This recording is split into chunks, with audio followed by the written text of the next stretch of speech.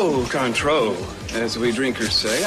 I think you'll find that I'm very light on your feet. I want Kelly to marry somebody level-headed. Somebody flat-headed would be best, but you can't have everything. Welcome to week 75 of Misha Dianne Watch Santa Barbara.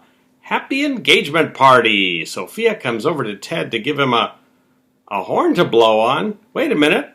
It's New Year's Eve. The engagement party has somehow morphed into a New Year's Eve party. Happy New Year. Janice is worried that Mason has had 5 drinks already, but he says he can store it away like a camel. Kirk turns to find Eden pointing a gun at him in the cemetery. He says, "Eden, I didn't know you were coming here too, to wait for the blackmailer like I'm doing." By the way, he's already got the money, so we might as well leave. We missed him. So, back at Buzz's, Kirk borrows Buzz's office, ostensibly to make phone calls, but really so that he can use his typewriter. And he types another note for Eden, which he hides on her car. And then he fakes... first they do stay for a few minutes. They notice Janice and Mason hanging out together. And Kirk says, "Tomorrow is a new year. By New Year's Eve next year, our lives will be entirely different." And I don't remember much about the coming year, but I think that is definitely going to be true. Then he fakes an emergency phone call about a trip to San Francisco that he has to take now. So he gets Eden to drive him to the airfield, but the plan almost gets ruined when she wants to take her car, but he's already put the note on there, but he gets her to take him in his car. Mm-hmm. And then she returns to Buzz's with his car and finds the note on her car. And it says, "Have you checked your father's closet lately?" Kirk, somehow, is now at the Capwell house, so there must have been another car somehow that he got to use. Or he just took a cab, but that's going to be too easy to trace. And he sneaks upstairs. He puts on a black balaclava, gets out a white cord that you might use to strangle someone with, and as Cece watches, he gets into Cece's closet and waits for Eden. Eden shows up, and the night nurse is having a little snack downstairs, and Eden says, "Oh yeah, might as well just finish your snack down here, I'll go up." And she goes up to her father's room, and her hand reaches for the closet door. What do you think Kirk is planning? I don't know, but I think it might be like a fake attack on Eden, just to keep amping up the threats, so she'll continue to be reliant on him. And I think he's going to try and find a way to peg some of this on Mason. I think that's maybe going to be part of his plan to get rid of Mason. I know when they were looking at Mason and Janice, they were discussing which family member it could be. And I think Kirk saw that Eden was leaning towards Mason, so I think maybe he will go after that train of thought. Yeah, and that, if that works, that gets Mason out of the house, and if he's really effective, maybe that gets him out of the company too. Mm-hmm. Now, Mason is a very formidable foe, which, Kirk has seen him right now. They're just basically not liking each other. I don't think Kirk's really seen what Mason's capable of as a foe, but that would be a very interesting development if that happens next year. Mm-hmm. I think one of the things is he told Eden, "Oh, you shouldn't just wander around with a gun." And when he was on his way to San Francisco, he says, "No, don't go wandering around with that gun anymore." So I think maybe he's trying to scare her out of keeping that gun with her in case next time he does end up with a bullet. Now, of course, how much of this Cece is taking on board, we don't know. But that could be a real spoiler for Kirk, potentially. Yeah. If Cece doesn't actually take any of it in, then it could be the opposite. When Kirk fingers Gina, Kirk will be welcomed into the family, having saved Eden. So, and it would cement him even more. So, or if he gets Mason out in the bargain, I don't know. We'll have to see. It could even be one of these things that when Cece wakes up, he doesn't remember, and then maybe gradually starts to remember more and more, and the plot changes as well. So I guess he'll try to strangle Eden a little bit, but then run away or something like that. And I don't know if Cece would have seen that it was Kirk with the No, he put the balaclava. balaclava on, I think, while he was going up the stairs. At the party, Mason drops numerous hints about Dylan and Kelly to Nick in his drunken way. And I guess one of them sinks in a little bit because Nick snaps, "What do you mean by that?" at one point. Or what's that supposed to mean? So I think it finally twigs to him that Mason is intimating that somehow there's something between Kelly and Dylan. Something that Nick has sort of not really noticed at all up until this very second, as far as I'm aware. Yeah, I kind of got the feeling that Mason's little digs, I think one of them hit home a little bit. And I think the fact, I don't know how much Nick was really picking up on it, but, everyone else kind of knows there is possibly a thing between Kelly and Dylan as well. And I'm wondering if he was kind of picking up on that energy, that no one was really denying what Mason was saying. So. Maybe he also caught on that Janice was trying to shut Mason up, too. Eventually they realize, because Pearl, I guess, was too busy with his various blondes and brunettes to really put two and two together, that Dylan and Kelly must be trapped out on the oil rig, since Dylan took out Pearl's non-working boat. Mason says, "Well, why don't you use the yacht to go out there and see what they're up to?" So he's hoping, obviously, that something will blow up, or at least he'll be amused by it, one way or the other.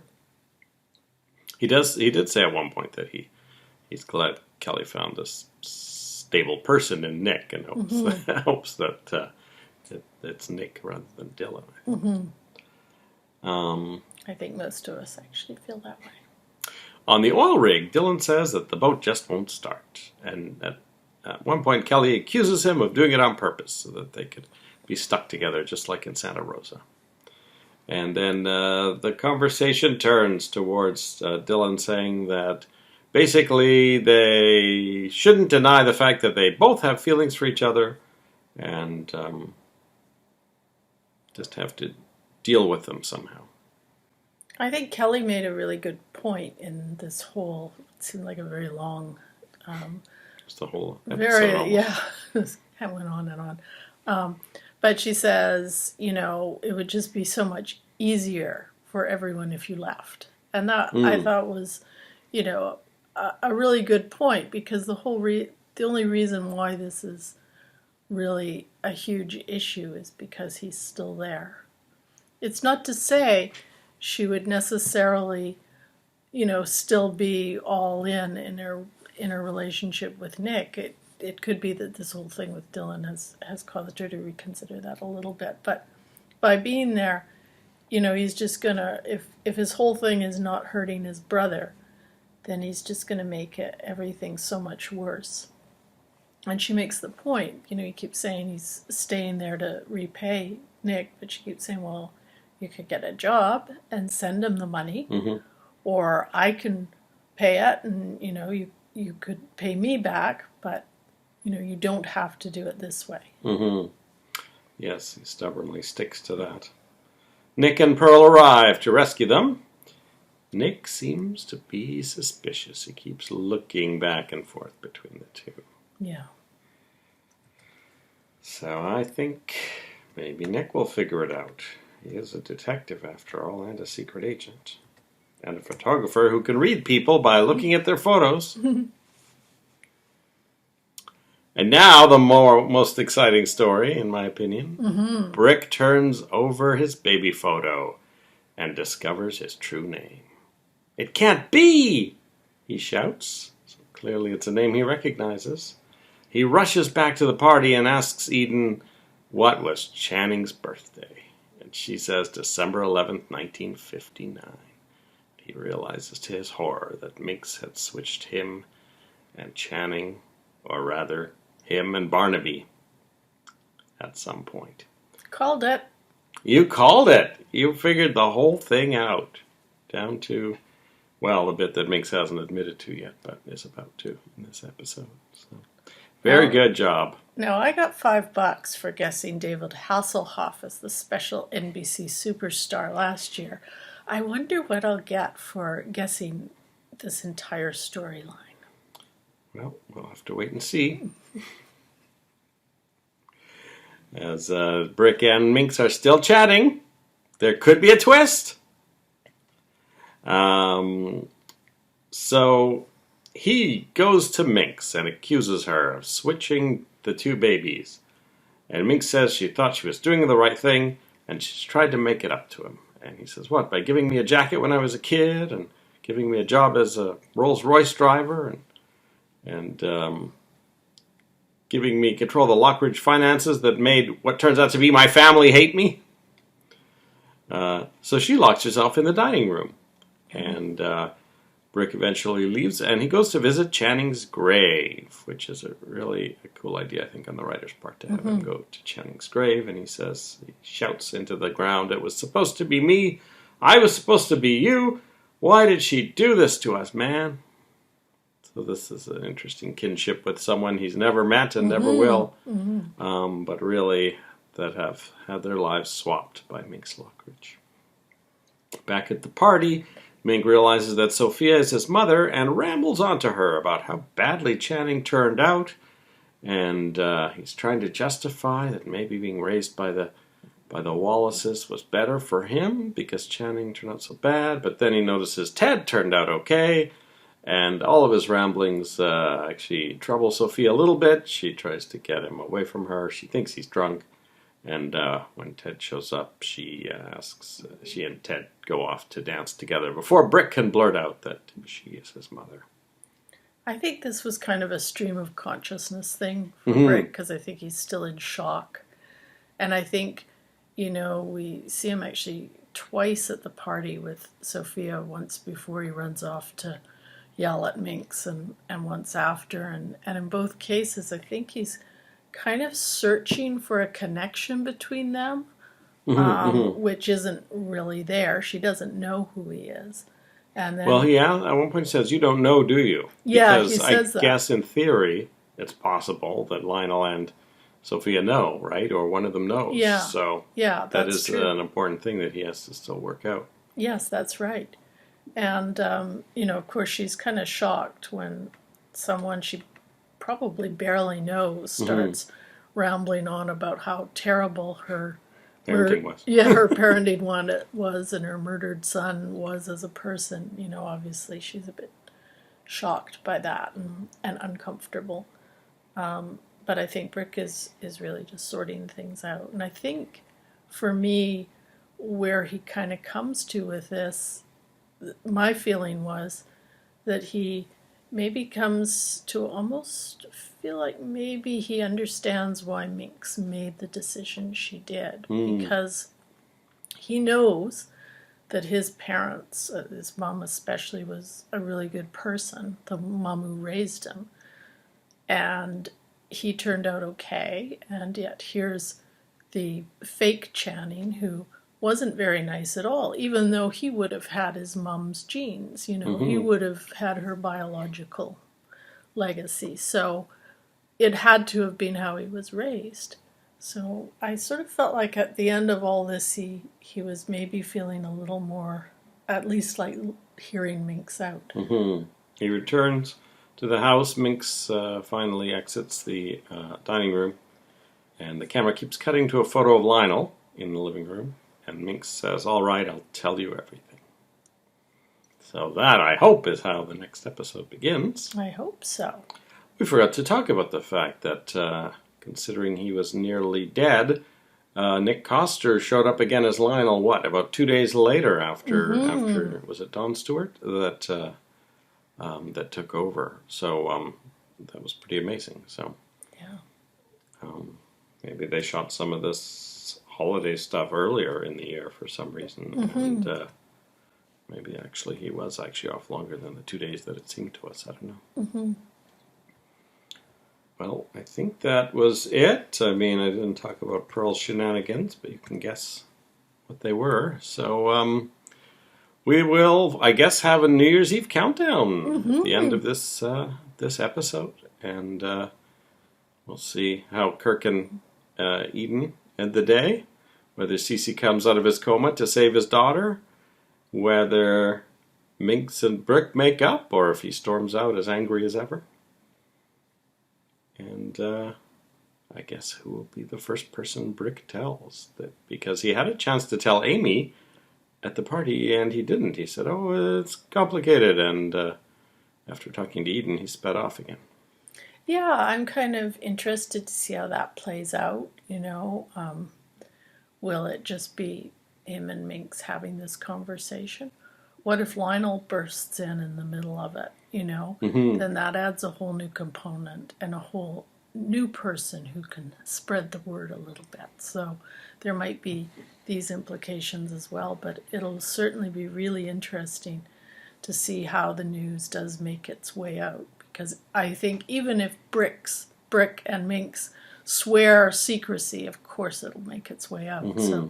So who finds out when and how it affects some of the plots going forward? Seems unlikely, but Augusta could be the first, and then she would agonize over that for a while on her own. Maybe Frank overhears it and tells Augusta, because she has no reason to be at the house. It's going to affect, obviously, the Lockridges and Warren and Lincoln, but of course the Capwells as well. What person it probably won't affect so much is CC, because he, as we know, was not actually Channing's real father. That's the interesting twist. But there is now the fact that Brandon is not Lionel's grandson, and Brandon is nothing to the Lockridges or the Capwells. Yeah. And it's now just between the Andrades and Gina over Brandon. So that is actually going to be a huge twist in the power over Brandon, really. Very much so. Yeah, that's true. And how this affects, Sophia and Lionel, we thought were bonded over Channing, who is dead. Now they're bonded over his son, who's actually alive. And has his own grandson, not a blood relative. But, that's actually in a weird way, potentially, Augusta's lost one grandson to worry about, but she's actually gaining another one. Yeah, we'll see the fallout probably for the next few months. But we have one episode left in 1985, and because I'm home for the holidays, obviously, I would have seen this episode. Number 363, December 31st, 1985. We will see you after we've watched it. Bye-bye. Bye-bye. Look, tomorrow is a new year, right? And by New Year's Eve next year, our lives are going to be entirely different.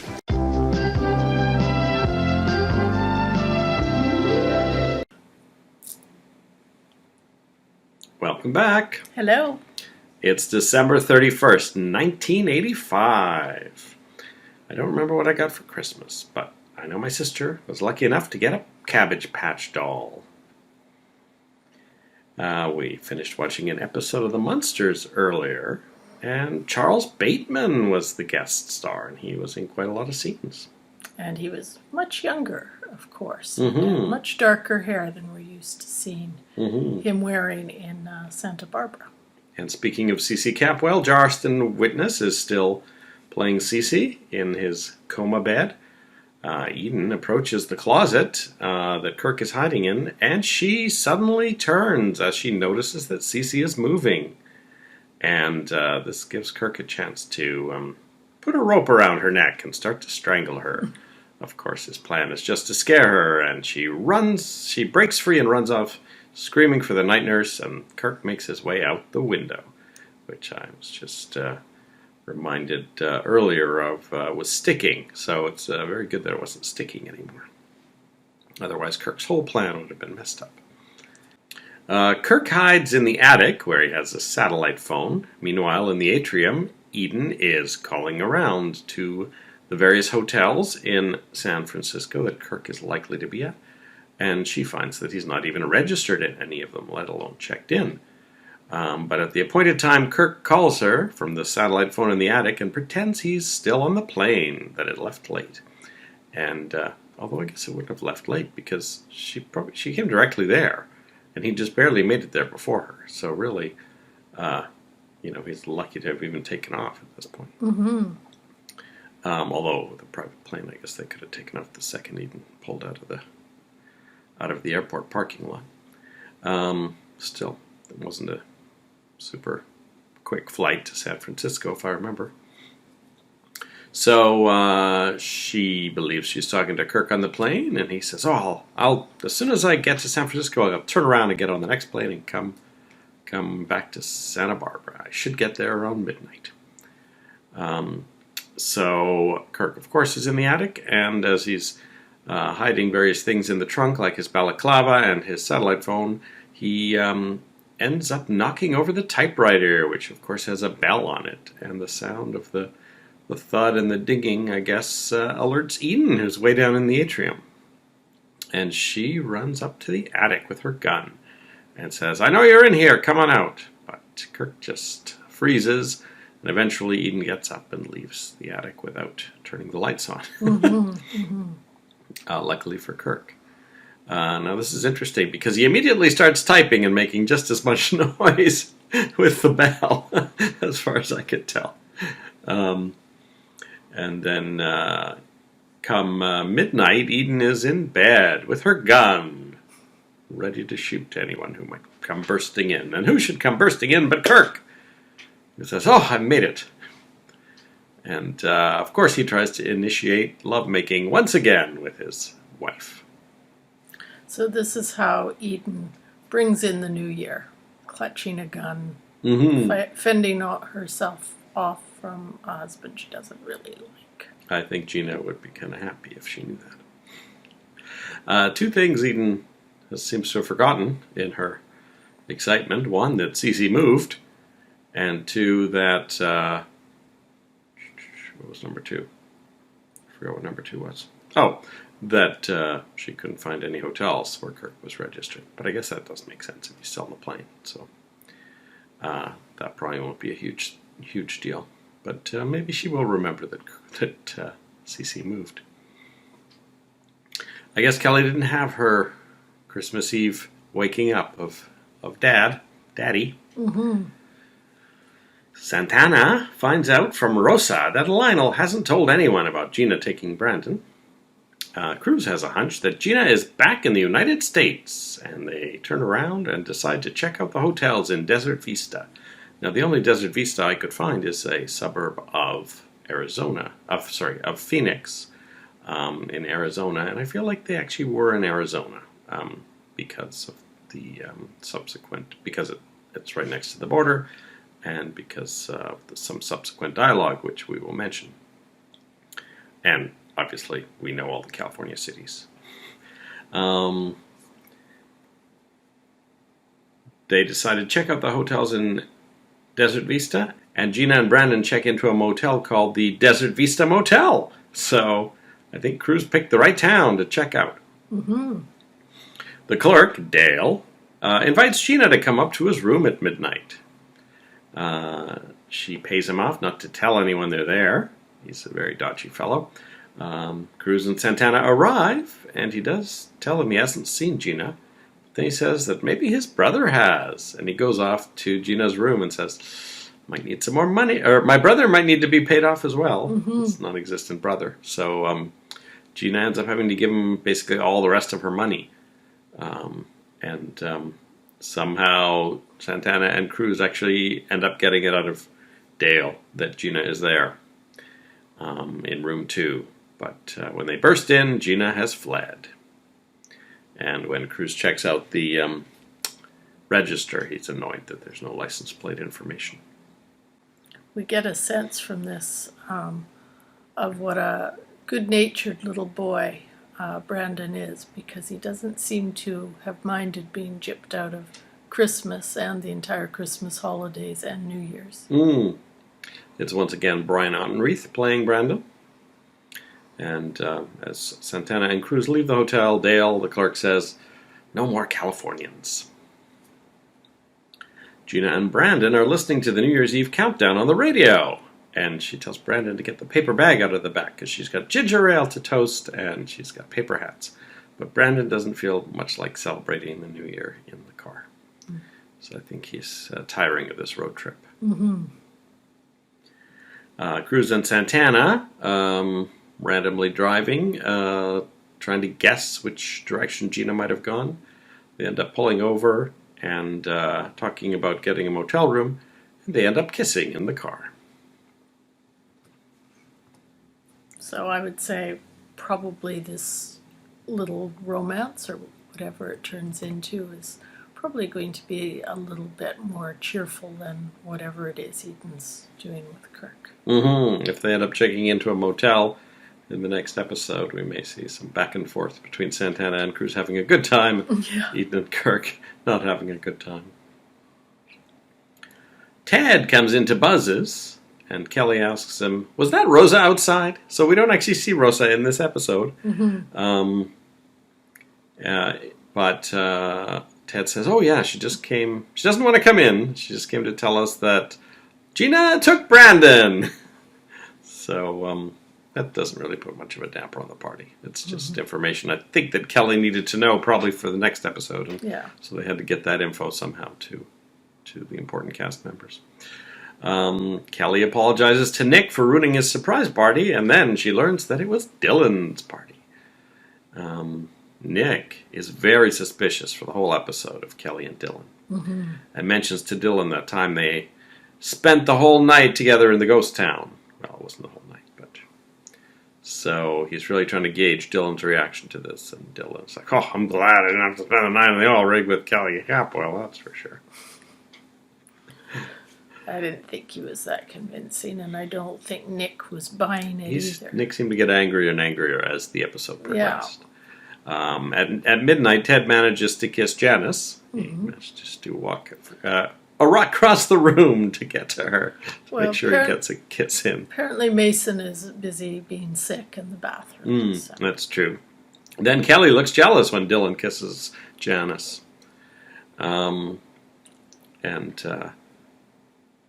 Nick makes a toast to Dylan. He says, to the man who got himself marooned on an offshore oil rig with the bride-to-be. And everyone laughs, but Ted says, that doesn't sound like a joke to me. Yeah, he also makes the point that, Dylan organized this party and then basically made it so the bride couldn't attend. So it's actually got quite a bitter undertow to it. Dill says to KK, Dylan says to Kelly, Nick knows. I bet as soon as you walk out the door, he's going to confront you with it. What are you going to say to him? So that's how we leave that.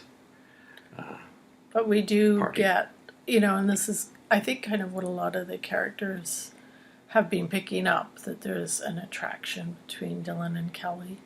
But they also really like Nick, and we do get Ted basically taking Kelly's hands at one point and saying, Nick is a good guy.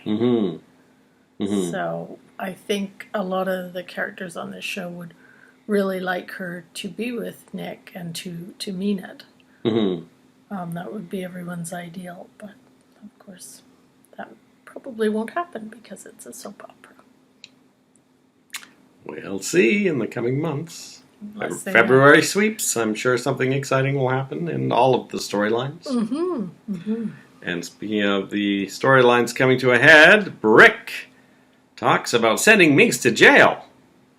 It actually appears to happen before the scene, so I don't know if we saw an edited version or if they cut it, but Brick seems to be halfway through a sentence, and Mick says, oh, you're not seriously going to try to send me to jail, are you?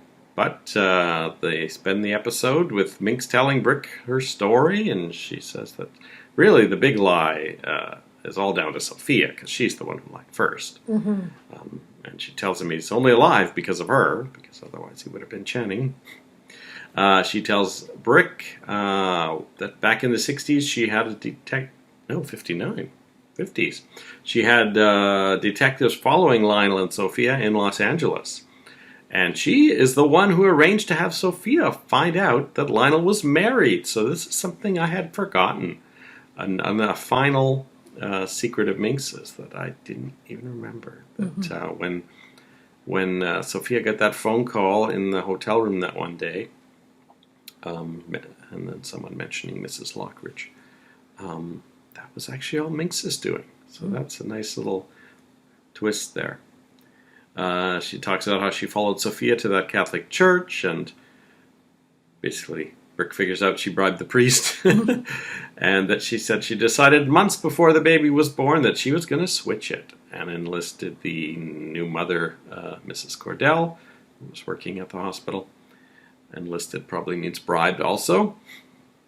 And she says when Sophia was under anesthesia, Mrs. Cordell left her to her own devices in the nursery. And she waited for the second baby of the night to be born, and it was a girl, and the third was a girl. And then, finally when Sophia was at risk of coming out of anesthesia, Barnaby Wallace was brought in, and she switched the tags on the baby's wrists. They had quite a woman with quite young-looking hands, actually, in the close-up of the flashback of the wristbands being swapped. Yeah.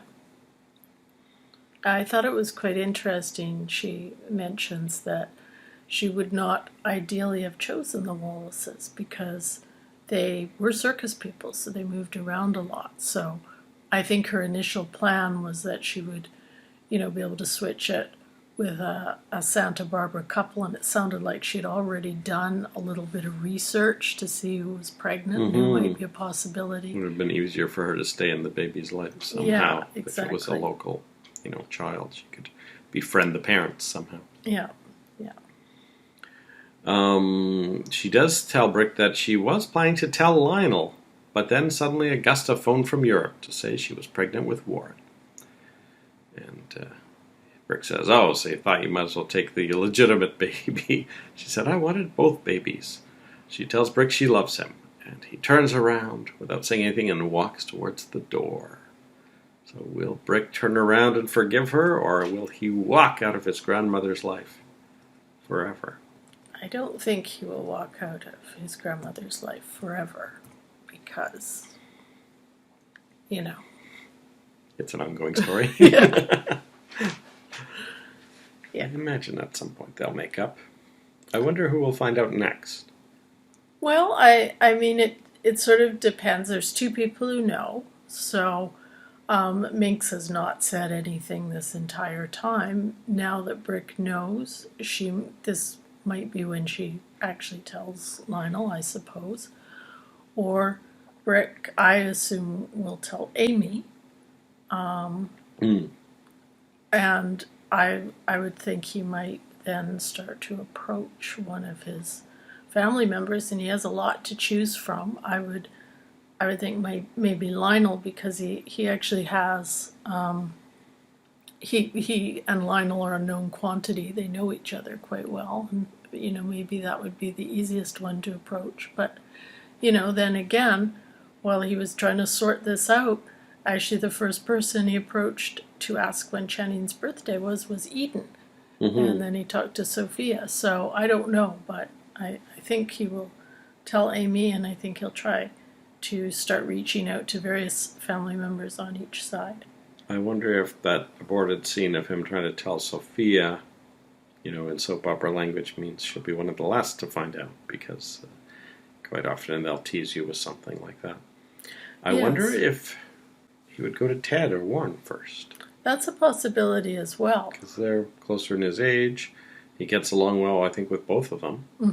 And that might be a way to just gauge how the family members would react to that before moving up the chain to his parents. I also thought at the time, when he had this very awkward conversation with Sophia, that maybe this was laying the groundwork a little bit for them to struggle in their relationship a bit. Because Sophia seems to be one of the few people who actually liked the other Channing. So she's going to feel very possessive of that memory. And they've kind of laid the groundwork that he hasn't connected with her and hasn't really gotten off on the right foot with her. So I'm wondering if that will be a more strained relationship for a while. That is it for 1985. Wow, we've had a whole great year of Santa Barbara. And I guess this weekend I will be moving to Vancouver because I presume school at Simon Fraser University will start on Monday. So presumably I wouldn't want to miss Friday's Santa Barbara. Tomorrow, of course, is, or Thursday and Fridays. So we will see if I can remember anything about the January 2nd and January 3rd episodes. But tomorrow is my birthday, so Santa Barbara's taking the day off. And I'll be turning 19 tomorrow. What were you doing Christmas 1985? Oh, I don't remember that one, but I was probably up visiting my parents and my family. Probably, well, I would have been. Of course I would have been. I was still in high school. So I was hanging out with my parents and my family. All right. We'll be back in the new year after we watch episode 364 from January 2nd, 1986.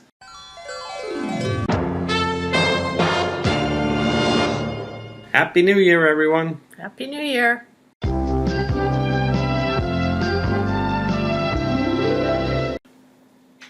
Welcome back. Hello. Well, yesterday was New Year's Day and there was no Santa Barbara. So we watched episode 364, the January 2nd, 1986 episode. At the Orient Express, Sophia gives Lionel an update on Cruz and Santana's search for Gina and Brandon.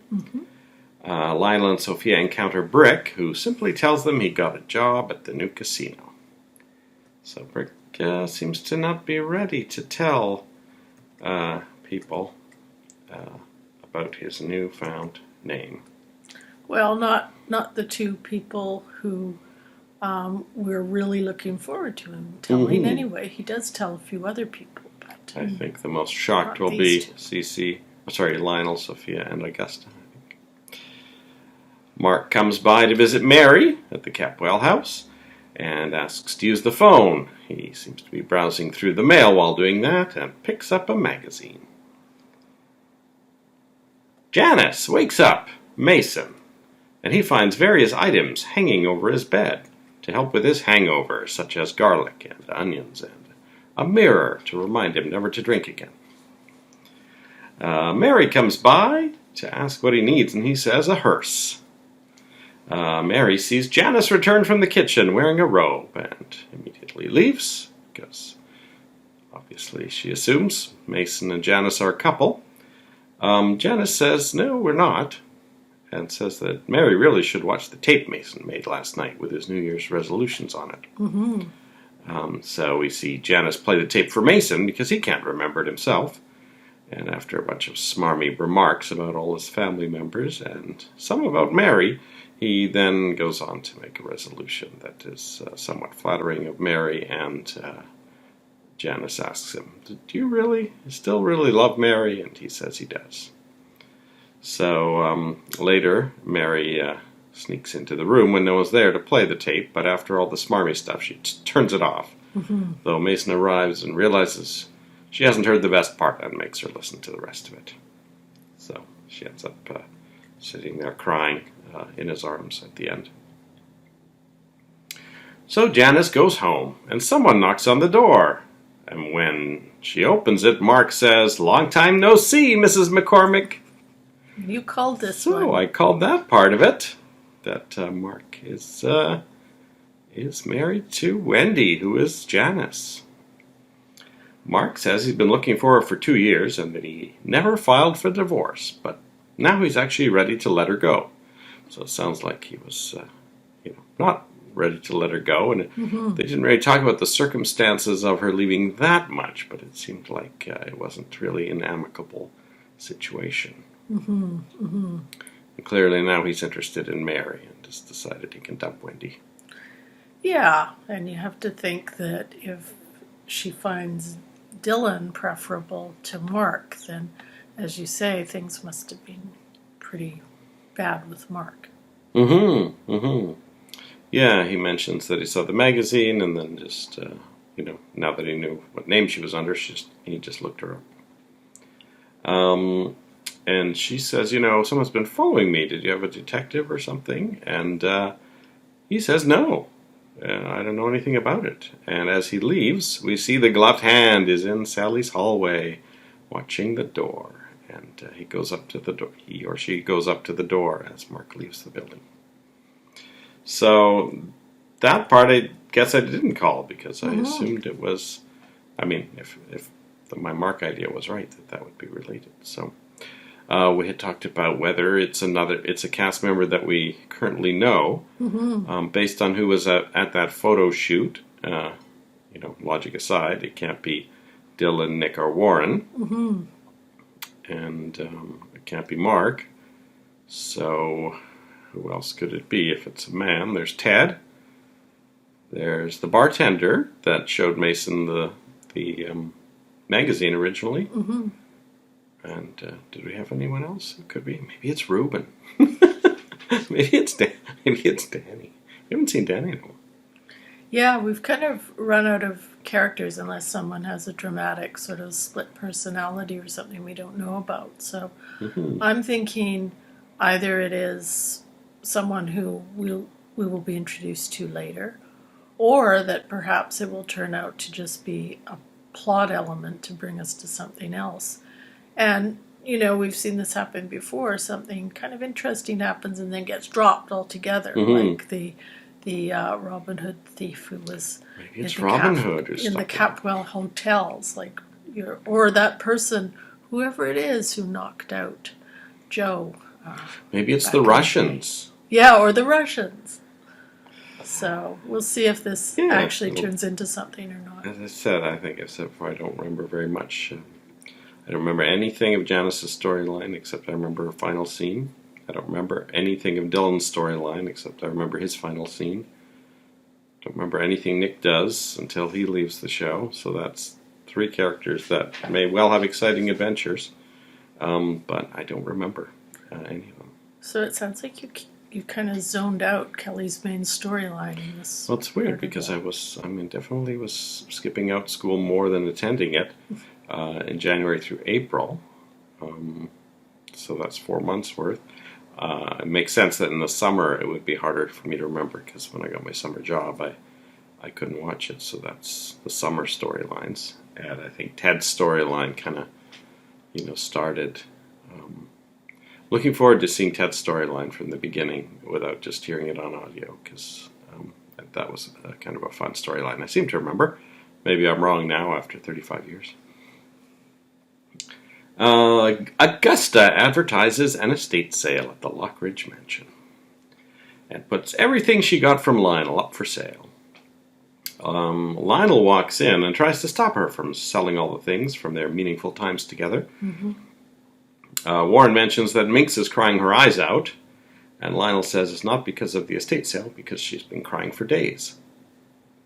Now, this doesn't quite make sense, because it can't be any later than New Year's Day, because Mason made his resolutions last night, right? So, I'm not quite sure why she's been crying for days, unless they had meant for it to be long after, several days after New Year's, but then maybe Mason and Janice have been drinking in his room for 3 nights. I don't know.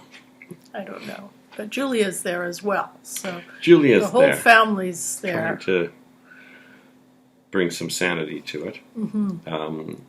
Augusta, to spite Lionel, sells her wedding ring for $5, and Lionel leaves in disgust. And then Augusta quickly buys it back for $500. But Julia had been complaining that she was letting all these things go for practically nothing. Augusta asks Julia how to help her to get a job, and Julia says that she could work in her office, but Augusta wants to get a job on her own. And I really don't remember what job Augusta gets. Maybe she'll be delivering milk with Frank. Maybe she'll be working in that mattress store.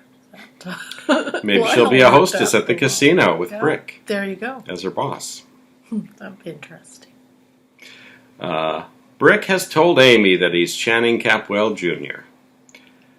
And he's drawn a family tree to help sort things out. Now, I think back then, and definitely now, I wish they had shown that family tree. It was tantalizingly upside down and not readable on a VHS tape of a 525 line screening. Amy wonders if Minx could be charged, but Brick doesn't see any point in it now. So I think that's probably the last of the talk about having Minx arrested. Yeah, I think so. And then we see Brick telling Katie and Glenn, his parents, the whole story. They cover a lot of the points pretty quickly, and some other stuff about how Channing died. He's glossed over. It says, I'll tell you later. Yeah. But it ends with him going to take them to Channing's grave. And you can see Brick's, like, I think this has really shaken him up, because he the first we actually see of him in this episode is he's talking to someone, presumably Amy, and it turns out to be Amy, and telling her about when he was young and he would be up on the tightrope, and how he was always very calm because he always knew exactly who he was and where he was. And now that seems to be completely shattered. So he's very shaken up this whole episode. I was very disappointed that we did not get to see Katie and Glenn at the cemetery. And I think I remember being disappointed originally as well, because this is 50% of the story. And it's just totally been ignored by the writers. And worse than that, we will never see Katie or Glenn again on the show. Oh, wow. That was their final scene, heading off to the cemetery. Wow. So it really highlights how the writers just don't care really about giving us complete closure on some things. I mean, it's so bizarre with all the things in Brick and Amy's life in the future that we'll never see Glenn and Katie again. For those, it's just bizarre how they drop characters on Santa Barbara. Yeah, that's really, really interesting, because definitely, they are very conflicted, and obviously very upset that they didn't get to spend time with their actual son and, didn't have him in their life, but also don't necessarily want to lose Brick either, just because, of how this has turned out. I really think they could have drawn this out for a few more weeks. Yeah. Plus including the fact that Glenn and Katie seem to be maybe, getting back together at the end of the wedding. They could have really shown us that. And it's sort of like the same way the Perkinses were dropped, Unless you live at a mansion, we're not finding it interesting to write for you, I guess. Yeah, but it is unfortunate, because Brick had just reconnected with his dad, too. So that was a whole relationship we haven't really seen a lot of either. Amy sees the ad for Augusta's estate sale and decides the Lockridges owe them something for all the trouble they've caused. So she has about $25 with her. When she arrives, Augusta tries to charge her $25 for a couple of small baby things, and Julia's incensed since she was giving away jewelry for nothing, so she hands Amy a bunch of stuff for free. Yeah, she basically just scoops everything off the table and hands it to Amy. And says, here, you can have all this for $1.50 or something. Yeah, so. And then later, we actually see a scene with Brick and Amy at the end of the show where Brick goes, hey, where'd all this stuff come from? She says she went to an estate sale. Yeah. Augusta then kicks everyone out of the sale. And she's clearly had realized this was a crazy idea and asked Julia if she thinks she could buy everything back. So this is interesting when we think about the push and pull of relationships, in soap operas, and the fact that we were talking about Sophia and Lionel getting together would be a problem with Augusta and Lionel. I see that this is potential that Augusta now is going to try to get back with Lionel, but they'll find out about Brick just, at that same time, and that'll cause Lionel to pull back.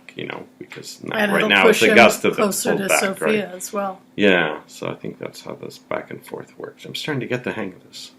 And I've been trying to think through, because I feel like, and we'll see as we keep watching, that it may be some time actually before Lionel and Sophia learn about it. And we were talking about ways they might learn about it. And one way is, as you know, some of the storylines have gone so far, like some of the ones around Channing, where it's been a slow drip of different people learning. And that might be a possibility. I could definitely see Brick confiding in Nick, who was investigating the thing with him, and then Kelly finding out and sort of it going that way. I think since we've now seen 2 baby swapping storylines involving the same characters, it's not improbable that we may get it through some sort of a terrible accident or a medical crisis where either Brick needs to get saved again by certain people, or Lionel and Sophia need to get saved and Brick's the only one who can do it. Or perhaps maybe Brandon has some sort of an injury or something, and no one can actually help him because he's not actually related to anyone but the Andrades. Yeah, that's those are all potential things. It'll be interesting to see how they do it, how they reveal it. I'm sure it will be revealed, though, and will shake things up, hopefully. Yeah, I definitely think it will, but, they may truncate the whole storyline on a single day, Well, that's true, too. If things go, well, Brick leaves town tomorrow. That's the end of it. I mean, wouldn't put it past them. Mary is on the phone. Yes, doctor. There is definitely increased brain activity on the monitor. So finally, after several months since Halloween, it's now New Year's, 2 months, of CC looking at people and moving his arm and moving his head. Clenching his fist. The much-touted monitor has finally noticed that something is up with Cece. So that's somewhat...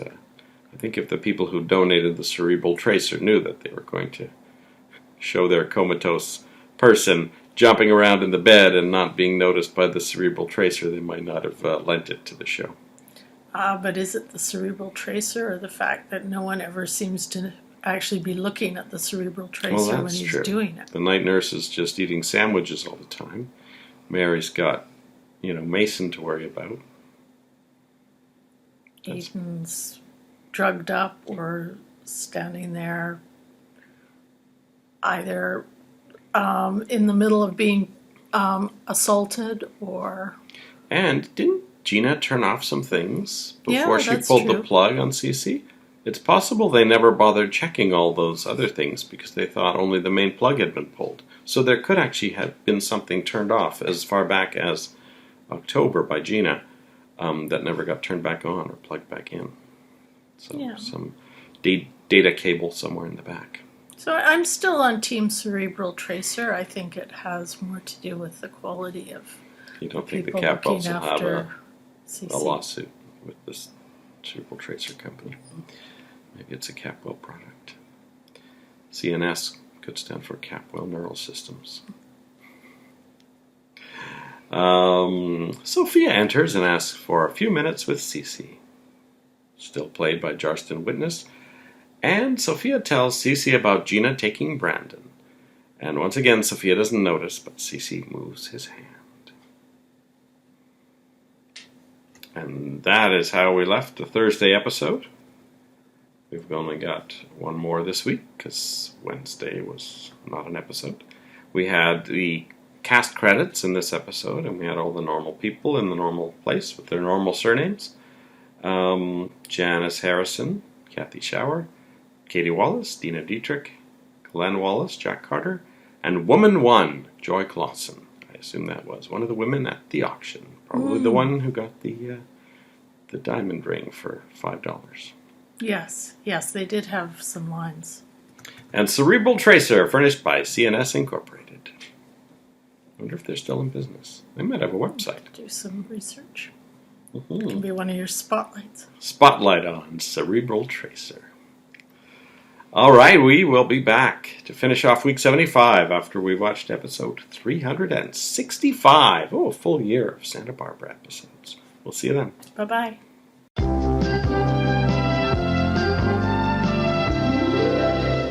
Welcome back to the last episode of week 75 of Misha and Dianne Watch Santa Barbara. Hello. We finished episode 365 of Santa Barbara, originally aired Friday, January 3rd, 1986.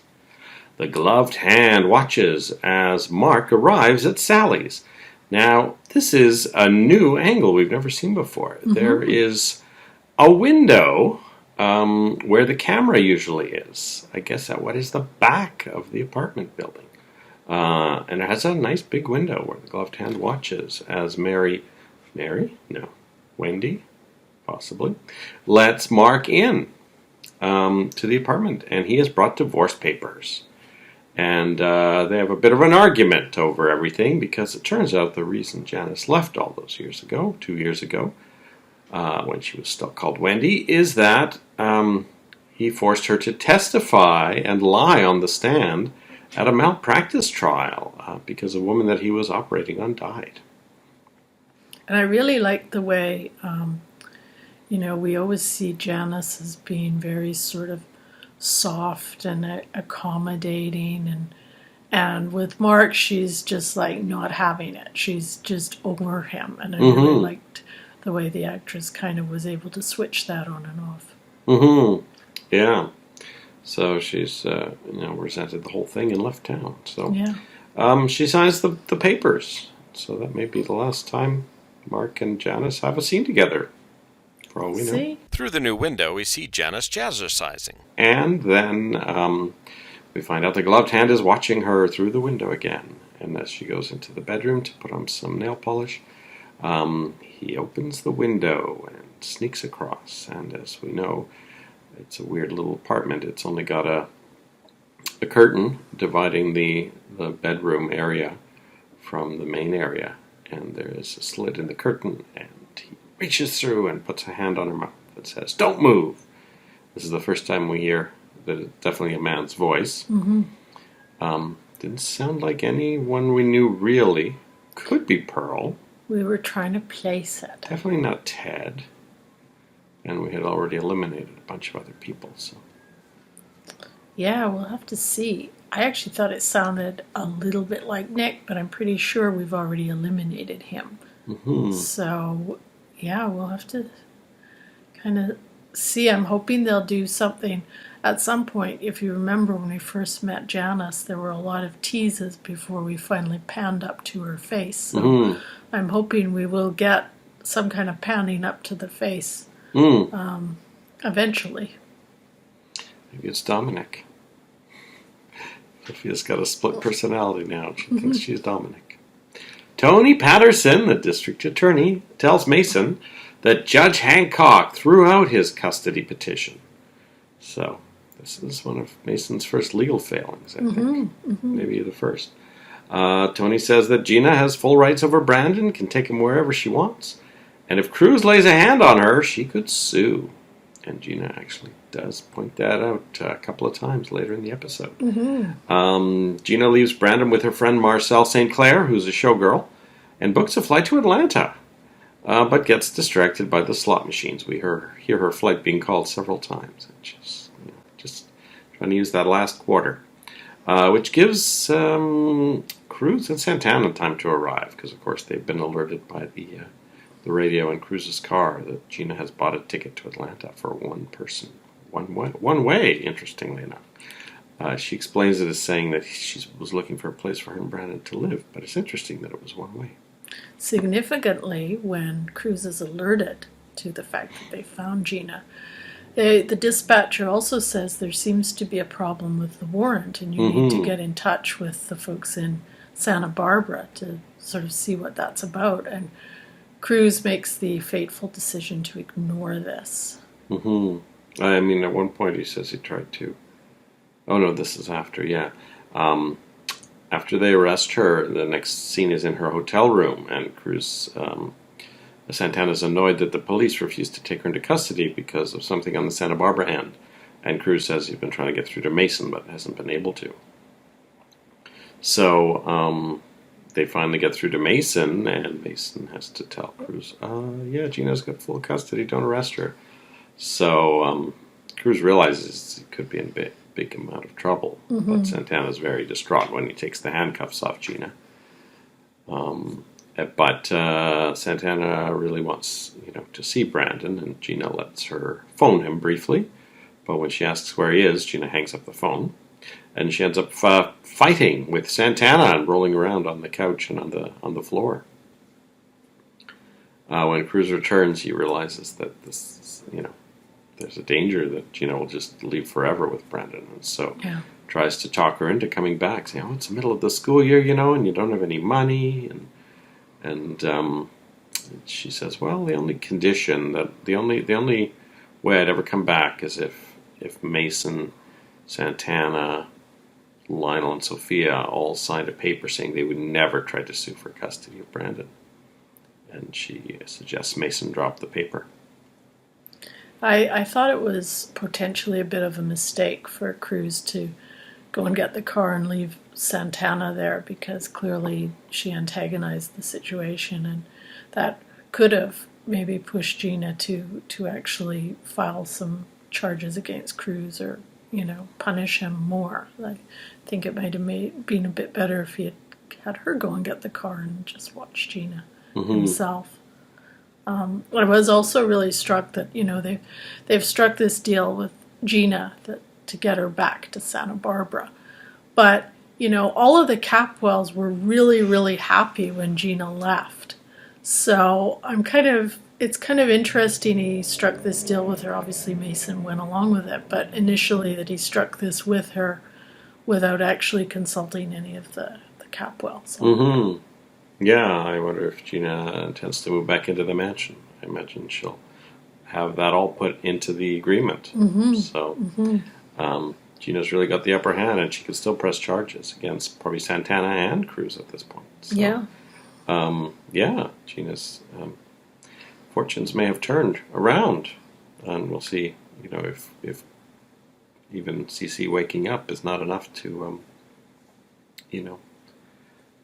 veer her down the wrong path again. Well, in Gina's defense, the whole thing with Mason grabbing custody was a bit dodgy. And I feel like this version of Gina is not going to be pushed around. So, although, she's obviously got a lot of issues, I can sort of see why the law did not uphold that agreement. Especially since there isn't really, I don't think Mason really presented any evidence of her having drug addiction. So no, I think maybe, if Gina's smart, she realizes in case she ever gets the plug pulling pinned on her, maybe she'll have that contract drawn up to such an extent that there's something that the Capwells and everyone would lose if they did turn her in. Some way to keep her out of jail.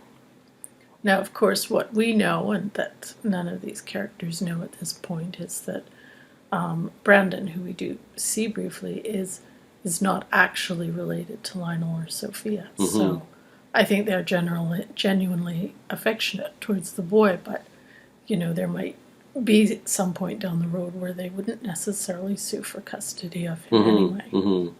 Yeah, or they wouldn't have any legal grounds to. Maybe. Yeah, and CC's already disinherited him, so. And as we know, Katie and Glenn will never even meet Brandon. Yes. Bizarrely. Yes. That's another thing. Or that we don't know. We don't know. Never on screen. Never on screen. Unless they're recast, but I don't think I remember them ever being on the show again. Another weird thing. Eden wakes up in bed with Kirk. He tries to kiss her again, and she says she can't do it. She wonders if someone's watching them, because the blackmailer always seems to know when to leave the letters. So that's the excuse she makes of not being amorous with Kirk in the daylight. Kirk leaves, and Mason arrives to tell Eden that, with his bedroom being next door, he could have sworn he heard provocative sounds last night. Eden ends up slapping him. He's got a very funny dialogue in this scene. And Rosa's around, and Mason suggests Rosa should probably change Eden's sheets. Eden writes Cruz a love note and hides it in her dresser. And part of the note implies that she'll never send it. Kirk is also writing a note in the attic to Eden, but it is from the blackmailer, telling her to come to a warehouse on the waterfront. He hides the note on the front door, doesn't hide it, places it on the front door, presumably for Eden to find, but Mark McCormick shows up and ends up bringing the note in and handing it to Mason, who does not put it with the rest of the mail. So Kirk finds Mason trying to steam it open because Rosa's doing the laundry upstairs. And Mason says that he was just trying to protect Kirk's feelings in case it was a love note from Cruz. Kirk says that it is a love note, but from him, and takes it from Mason. And Mason has another hilarious scene where he mentions to Kirk that the springs in Eden's bed need oiling, because he says it always used to be so quiet in here before. So Kirk puts the letter in Eden's lingerie drawer and then tries to join her in the bath. She doesn't let him join, and in fact wants a robe to cover herself as she gets out so he can't see her. And of course he hangs out in the bathroom waiting for her to find the note where he's hidden it or placed it in her lingerie drawer. And he comes out to be surprised by the note and finds all her lingerie has been cut into pieces as well. So Kirk has ratcheted things up a bit more. Mm-hmm. And he says, we're going to catch this guy tonight. Now, the only thing I can think of is that he's planning to frame Mason for this, because he was talking about getting rid of Mason yesterday. And that somehow he's going to call Mason down to the waterfront too and make it look like he's the blackmailer. Yeah, I think he's going to do something like that. And this is one of those things where if Mason and Eden were on better terms or were closer siblings, you know, he would actually be running a lot of risk, because Mason's already had this experience with one of Kirk's letters. And, you know, you could see if they were actually on good terms, they could chat. Oh, did you get that love letter from Kirk, kind of thing. That had a typewritten name on the front, you know. So I feel like for a lot of this little gaslighting scheme that Kirk's got going on, he's really very reliant actually on Eden's bad relationship with Mason. First of all, for Mason to be a viable suspect, because if you're getting along with someone, you wouldn't want to think they were doing that. And for them not actually being ever in a situation where they're going to be comparing notes at all. Mm-hmm. Yeah, I guess hopefully we'll see on Monday. We'll see something down at the waterfront, and it'd be interesting if he does manage to frame Mason successfully. That could put Mason out of the Capwell house for a while too. It definitely could. I wonder if he does that though. Mason's gone, and if Kirk, for whatever reason, can't really contain his impulses to keep going with this or doing other weird stuff. If Mason no longer has access, how will he cover his tracks? I was actually a bit surprised he wrote another note, because I thought, you know, his thing was to scare Eden into, you know, not confessing to Cruz, right, or whatever it was. I feel like he's getting a little bit of a charge out of this. You know, I feel like he's kind of enjoying this a bit, because to me the shredding of the lingerie was definitely an escalation. Yeah, it was a weird add-on. So yeah. It may be also turning into jealousy that Eden's not really in love with him yet. That's right. So I think even if he gets rid of Mason, and Mason, of course, is fairly used to being ostracized by the family, I think if he continues this way, he's going to bring himself under greater suspicion, or have to do more and more outlandish things to cover up the outlandish things he will probably be doing. Well, I'm moving to Vancouver tomorrow, so hopefully Kevin and Roddy have cable, because we don't get Santa Barbara in Canada. We have to watch it on cable from the Seattle station, King 5. So it was probably my biggest concern moving to the big city to go to university, was whether or not I would be able to watch Santa Barbara on Monday. And Another World too, of course. That's it for week 75, half a week that straddled 1985 and 1986. But next week, week 76, will be fully in 1986 as we watch the January 6th episode, number 366. A lot of sixes in there. We'll see you next week. Bye-bye. Bye-bye.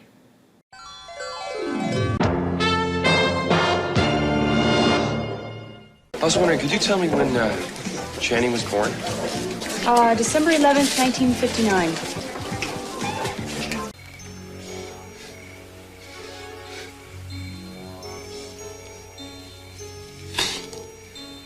You were supposed to be me. I was supposed to be you.